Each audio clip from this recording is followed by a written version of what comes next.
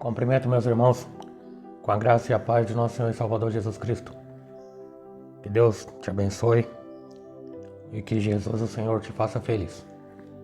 Quero aqui junto com os irmãos, se você tiver uma Bíblia, vamos refletir juntos aqui numa porção do Evangelho.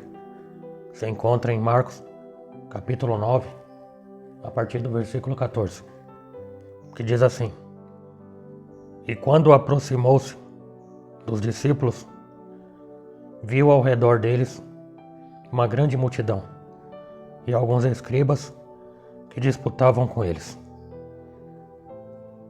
E logo toda a multidão, vendo, ficou espantada e, correndo para ele, o saudaram. Multidão que nem sempre é um bom sinal. Muitas vezes que nós temos que nos afastar das multidões e ter um particular com o Senhor, de forma pessoal, intransferível. Muitos que estão atrás de multidões, muitos que dizem que gente precisa de gente. Eu não sei você, mas eu preciso de Deus, é óbvio. Tudo bem que nós fomos criados para sermos seres sociáveis, mas não para depender de gente. Não para estar rodeado de gente, não para gente depende de gente, ou gente tem que estar com gente, ou gente tem que confiar em gente. Não. Salmo 118 diz: bom é confiar no Senhor do que confiar nos homens. E outro problema, segundo mandamento que resume parte da lei, porque o primeiro mandamento que o Senhor Jesus Cristo deixou, amar a Deus sobre todas as coisas e amar o seu próximo como a si mesmo. Mas aí essa segunda parte, amar o seu próximo como ama a si mesmo. Eu perguntaria para alguém: você ama a si mesmo? Ou você prefere estar em multidão porque você não suporta a sua presença? Se tem uma coisa que a gente não vai conseguir fazer, é afastarmos-nos de nós mesmos. Aí eu pergunto mais uma vez: você se ama a si mesmo? Outra pergunta: você gosta da tua companhia? Ou você sempre tem que estar acompanhado de multidões? E aqui nós vemos inúmeras vezes multidões. Foi todo mundo atrás. É como nos dias de hoje. Se acontece alguma coisa ruim, vai e parece que atrai todos os outros. E aí forma-se aquela grande multidão de curiosos, que é simplesmente o que acontecia aqui no templo do Senhor. Vamos lá ver o que está acontecendo. Vamos lá ficar informado das notícias. Esse é o linguajar e a doutrina do fofoqueiro. Ou da fofoqueira que não tem a frente da casa dela para lavar e para varrer. Aí vai varrer a frente da casa dos outros. Para quê? Para ficar informada, para saber das últimas boas novas. Ou ruins novas, más novas. Versículo 15. E logo toda a multidão, vendo, ficou espantada e, correndo para ele, o saudaram. E perguntou aos escribas: que é que discutes com eles? E um da multidão, respondendo, disse: Mestre, trouxe-te o meu filho, que tem um espírito mudo. E este, onde quer que o apanha, despedaça-o, e ele espuma, e range os dentes, e vai se secando. E eu disse aos teus discípulos que o expulsassem, mas não puderam. E ele respondendo disse: Ó geração incrédula, até quando estarei convosco? Até quando vos sofrerei ainda? Traze-me. Temos aqui na Sagrada Escritura um jovem que era possuído de um demônio. E esse demônio aqui deixava-o mudo. Ele não conseguia falar. Só que ele era violento. Não o jovem humano, mas o espírito que o possuía. Que muitas vezes o que a gente tem que olhar é isso. Porque não é a pessoa sozinha que está ali nessa violência, despedaçando, espumando, rangendo os dentes. Não, é o espírito que está dentro dele. Você lembra de Efésios capítulo 6? Porque a nossa luta não é contra a carne nem contra o sangue, E aqui é um mal espiritual. É o mal espiritual que adentrou uma pessoa. E nós não estamos isentos disso, de sermos possuídos por um demônio. Você conhece alguém que é possuído por demônio? Independente se é crente, se é religioso, se prega a palavra, se tem a nominalidade de pastor, de evangelista, de qualquer que seja o cargo eclesial. Não interessa. Se der brecha e legalidade, o espírito do demônio ele entra na pessoa. E aqui esse jovem, ele espumava, rangia os dentes. Para que ele fazia isso? Para que o espírito imundo, o demônio que estava no jovem, fazia com que ele fizesse isso através do corpo físico? Para impor medo. Rangia os dentes para as pessoas ficar com bastante medo dele, para não se aproximarem. Verdade, irmão. Espumava. Você lembra dos cachorrinhos, dos cãezinhos, quando estão com raiva? Que ele começa a espumar e ninguém chega perto, porque sabe que se levar uma mordida desse cachorro vai ficar doente. Mesma coisa que o demônio. Você veja só no versículo. E trouxeram-lhe, quando viu, logo o espírito se agitou com violência, e caindo endemoniado por terra, envolvia-se espumando. Você veja só, continuava espumando, achando que quem estava ali teria medo dele. Mas era o próprio Senhor Jesus que estava ali. Ele não tinha medo de ninguém, não tem e nunca terá medo de ninguém. Pode ser quem for. Jesus, o Senhor, não tem medo de ninguém. Ele ensinaria a nós a não temermos.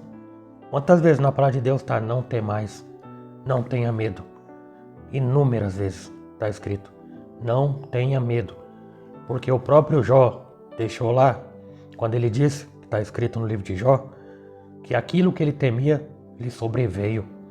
Então, quanto mais alguém tem medo de uma coisa, mais aquilo vai fazer justamente aquilo que ela não gostaria que fosse feito ou que acontecesse.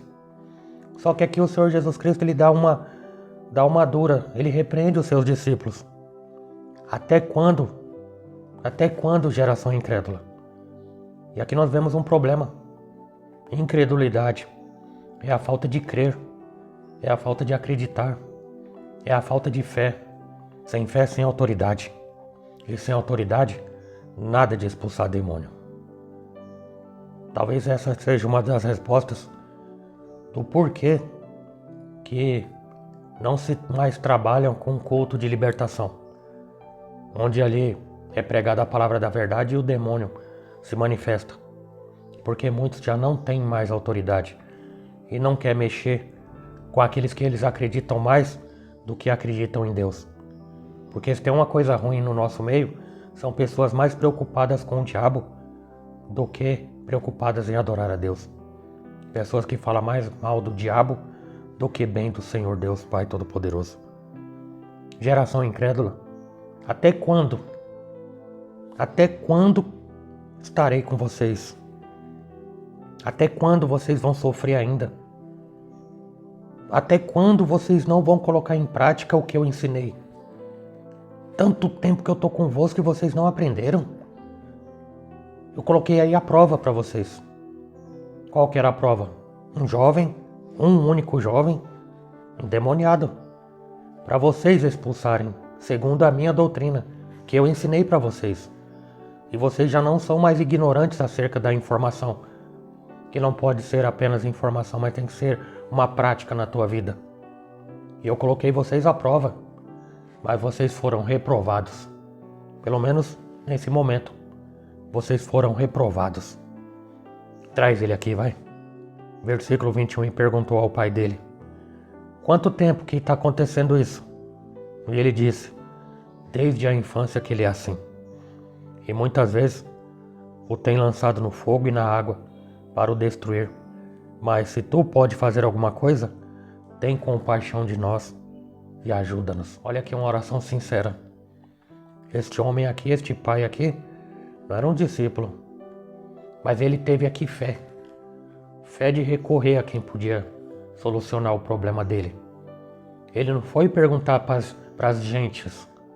Ele não foi perguntar para a multidão. Ele não foi procurar socorro nos homens.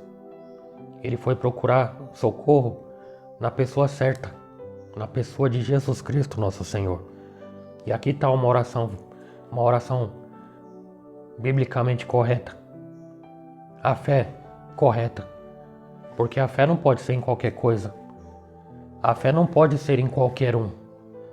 Que se não for em Jesus, a nossa fé, Jesus ou Cristo eterno, outras fés são por qualquer um. Importa quem seja, continuar sendo qualquer um. O único que não é qualquer um é o nosso Senhor e Salvador Jesus Cristo. Porque a Ele, única e exclusivamente a Ele, foi dado todo o poder no céu e na terra. Porque o impossível aos homens é possível a Deus. A pessoa de nosso Senhor Jesus Cristo, que é o nosso único intercessor. Só há um intercessor entre Deus Pai e os seres humanos. Jesus Cristo, homem. Jesus Cristo, Filho de Deus. Jesus Cristo, o único intercessor. Não tem Joãozinho, não tem Serafinzinho, não tem Pedrinho, não tem Papinha, não tem Mingauzinho, não tem Mariazinha, não tem ninguém. É só Jesus o intercessor, só. Não tem mais nada nem ninguém. Quiser acreditar em outra coisa, a Bíblia vai chamar de idolatria e prostituição espiritual. Tem compaixão de nós, Senhor, e nos ajuda. E Jesus disse-lhe: se tu podes crer, tudo é possível ao que crê. Se você crê, será possível o que você está me pedindo. Tá entendendo? Você me fez um pedido, homem, a favor do teu filho. Mas você crê mesmo no que você está pedindo? Você crê mesmo que eu sou o que sou?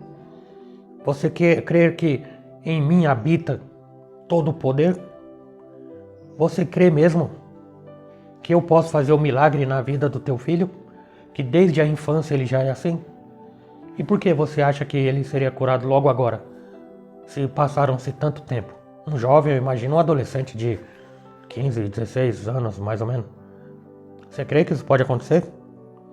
Se tu podes crer, e se você crê, e se você acredita, e se você tem fé, tudo é possível ao que crê. Isso aqui, irmão, irmã, não é apenas para ser romantizado, como jargão de crente, cristão, evangélico, católico, seja lá o que for. Não, isso tem que ser algo entranhado em nós. O firme fundamento e a convicção das coisas que não se veem, mas que se espera acontecer. Até então o jovem não estava curado, liberto, mas ele precisou crer antes de Jesus dar a ordem para o demônio sair. Você crê? Tudo é possível ao que crê. E logo o pai do menino, clamando com lágrimas, disse: eu creio, Senhor. Imagina que o homem chorando. Eu creio, Senhor, mas ajuda a minha incredulidade. Eu creio, pouquinho. Eu vi os seus discípulos. Isso que eles andam contigo, Senhor. Eu vi, eu estava aqui. E todo mundo que está aqui viu. Que justo quem andava com você, ou pelo menos dizia que andava contigo, não puderam expulsar o demônio. Eu imagino eu, que estou te vendo agora, que encontrei agora. Eu imagino os crentes, frequentador de igreja, que vai na igreja todo dia, de manhã, de tarde e de noite. Mas chega na hora decisiva de crer, não crê, não acredita. Na hora de colocar uma vida inteira de aprendizado, chega aquela hora decisiva da vida, de colocar a fé em prática, de tomar uma atitude, uma decisão de fé, mostra em decisão e comportamento que não tem fé nenhuma. Mas é que este homem foi humilde, este homem foi sincero e de muita sabedoria, porque ele, clamando com lágrimas, disse: eu creio, Senhor, ajuda a minha incredulidade, eu sou incrédulo ainda, eu preciso muito, e eu te peço, Senhor, além de libertar o meu filho, me dá um pouquinho de fé para que eu acredite e creia verdadeiramente, para que tudo seja possível ao que crê.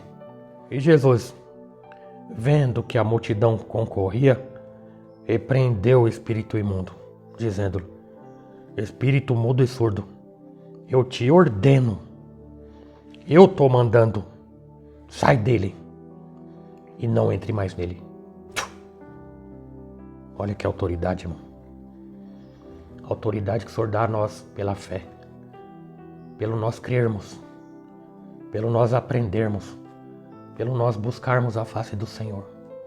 Onde nós adquirimos autoridade. Você lembra do que o Senhor Jesus disse? Eu acho que alguém vai lembrar, né? Alguém que ainda lê Bíblia no dia de hoje. Eis que vos dou poder e autoridade para fazer as obras que eu faço. Fazer as obras que eu faço. E até maiores. Porque eu vou para o meu Pai. E Jesus foi para o Pai. Tá lá. Não. Jesus não tá aqui. Ô irmão. Ô irmã. Jesus tá aqui. Não tá. Tá não. Eu tô sentindo Deus. Oh meu Deus, ela sente Deus. Ele sente Deus. Tô sentindo Deus aqui. Ô povo emocionado. Ô povo emocional. Tô sentindo uma pessoa. Você tá sentindo o que você tá vendo? Ou você crê que ele tá no nosso meio? Há uma diferença brutal. Mas ele já foi para o Pai. Ele disse que voltaria. Mas nos deixou aqui e compartilha conosco o poder dele. Que é para a glória dele, não é para a nossa glória. E nós temos que usar este poder em benefício nosso e do próximo. Principalmente do próximo, do amor ao próximo. A verdadeira essência do Evangelho, que é o amor ao próximo. Ele tem nos dado esse poder, mas quem crê nisso de verdade? Quantos que dependem de pastores e muitas vezes falsos pastores que não merecem ser chamado de pastores? Que na verdade o nome de muitos aí deveria ser mercenários. São os verdadeiros ladrões de João capítulo 10, versículo 10, que não tem nada a ver com o diabo. Tem influência demoníaca, mas não tem nada a ver com o diabo, porque o ladrão veio para roubar, matar e destruir. E muitos que não são bons pastores, coisíssima nenhuma. Tudo bem, Jesus é o bom pastor, mas ele deu cargos eclesiásticos para pessoas escolhidas e chamadas por ele, e não escolhidas e chamadas pelo homem, por causa das suas riquezas, por causa das suas empresas, por causa dos seus dízimos gordos. Não, mas muitos que infelizmente são chamados e levantados pelos homens, no egoísmo dos homens, na barganha dos homens, e muitos que não têm chamado nenhum. E como é que vai praticar o amor ao próximo? E como é que vai ter poder e autoridade no nome do Senhor Jesus para inclusive fazer isso que está sendo feito aqui nessa passagem de Marcos capítulo 9, expulsar demônio? Quem quer hoje em dia liderança eclesial expulsar demônio? Aí depois quer falar da outra igreja lá, que na sua maioria também é uma farsa, mas há um mínimo de verdade lá, que eu não vou ser também tão insano de dizer que tudo lá é mentira. Senão eu vou estar generalizando os 1% de alguém sincero que lá existe. Mas o Senhor tem nos dado poder e autoridade. Até que ponto a gente crê? Até que ponto a gente acredita verdadeiramente? Até que ponto? Até que ponto a gente não é hipócrita e mentiroso? Que muitas vezes pregamos sobre fé e quando chega a hora decisiva na vida a gente não tem fé e não toma atitude e fica com medo. É, porque os demônios eles vêm babando, vêm espumando. E não o demônio literal incorporado numa pessoa. Às vezes uma dúvida. O espírito da dúvida, que é um espírito maligno. Dúvida e incredulidade. E muitos que não vão nem mexer com o que tem medo, ou que não tem conhecimento, ou que não tem autoridade por causa do medo. E muitos que não tomam atitude por causa do medo. Versículo 26. E ele clamando e agitando com violência saiu. Não tem jeito. Não adianta se bater, não adianta se sacudir, que você vai sair. E saiu. E ficou o menino como morto, de tal maneira que muitos diziam que estava morto. A multidão festejando. E aí, tá vendo esse Jesus aí, ó? Matou o menino. Estava endemoniado, mas pelo menos estava vivo. Porque a multidão é assim, irmãos. É por isso que muitas vezes a gente tem que sair da multidão. Eu não estou falando para você sair e ficar recluso numa ilha deserta. Estou falando para sair da mania e do costume e da carência de estar no meio da multidão. Muitas pessoas são carentes de estar em meio à multidão. E aqui estava a multidão dizendo e apontando Jesus. Está vendo aí, ó? O menino morreu. Antes tivesse endemoniado porque pelo menos estava vivo. Mas Jesus, tomando-o pela mão, o ergueu e ele se levantou. Tá vendo aí, irmãos? a fé e o crer de verdade. E o versículo 28, já estamos chegando ao final da passagem. E quando entrou em casa, os seus discípulos lhe perguntaram à parte: Senhor, por que nós não pudemos expulsar aquele demônio?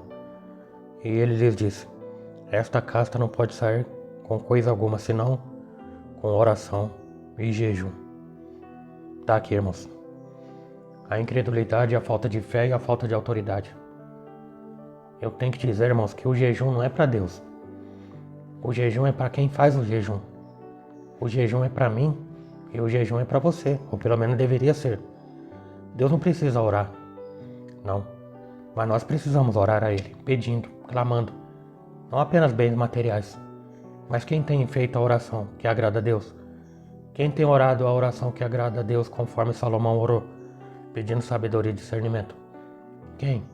Muitos têm orado pedindo dinheiro, pedindo carro, pedindo casa, pedindo conforto. Muitos têm orado apenas pedindo libertação, cura de enfermidade.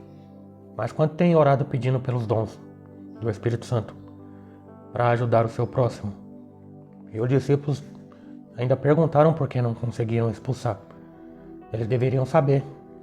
É porque vocês não jejuam, vocês não quebram a carne para aumentar o poder espiritual, para mostrar que vocês têm autodomínio e autocontrole, para não dar legalidade para o diabo. É para isso que vocês têm que fazer o jejum. Para ter autodomínio e autocontrole, para fechar as brechas. Para fechar as brechas de quando der uma vontade, de quando vir uma tentação, você dizer uma palavra, apenas dizer não. Não vai e pronto. E orar a Deus. Oração e jejum. Porque essa casta, essa espécie, essa qualidade de demônio não sai de qualquer jeitinho, não. Tem que ter poder e autoridade e fé. Porque o jejum, para quem faz o jejum mesmo, dedicado, para quebrar, para doer na carne, automaticamente, irmão, vai aperfeiçoar a fé. Eu tô com a fé o bastante porque eu consegui jejuar, eu consegui mostrar pro meu estômago quem manda. É porque a carne é fraca, mas o espírito tá pronto. E muitas vezes nós não conseguimos controlar o nosso estômago. E não apenas deixar de comer o jejum, mas às vezes um jejum de palavras. Quanta gente tem a carência e a falta de domínio sobre o que fala. Pessoas que falam o dia inteiro se deixar. Por que não faz um jejum de palavras? Por que não faz um jejum de fofoca? Por que não faz um jejum de celular? Por que não faz um jejum de rede social? Para mostrar para você mesmo que você não é viciado. Ou para mostrar para você mesma que você não é uma viciada em celular. Que dorme com o celular debaixo do travesseiro. Ou que acorda primeiro minuto, vai correndo pro celular ver o que tem de novidade. Fazer jejum. Vai elevar o espírito. Porque para nós que dizemos espirituais, a carne não pode estar acima. Tem que estar outro nível o espírito. E a carne tem que estar submissa ao espírito e não o contrário. Porque o apóstolo Paulo diz, porque a carne milita contra o espírito. E os dois de forma opositora um ao outro, lutam e guerreiam. Mas quem tem que prevalecer é o espírito, irmãos. Para que no final aqui, nesse final, para quando vier a prova, nós sejamos aprovados. Que a nossa fé seja aprovada. Que nós não sejamos chamados incrédulos pelo Senhor. Mas que nós verdadeiramente, irmão, verdadeiramente, que Jesus possa dizer-nos, se tu podes crer, e se você crê, e se você acredita, e se você tem fé, tudo é possível ao que crê. Amém? Espero que Deus acrescente a minha fé e a tua. Não apenas para nós, mas também para o nosso próximo. Amém? Que Deus te abençoe. Tenha um ótimo dia, ótima tarde, ótima noite. No nome de Jesus. Deus abençoe.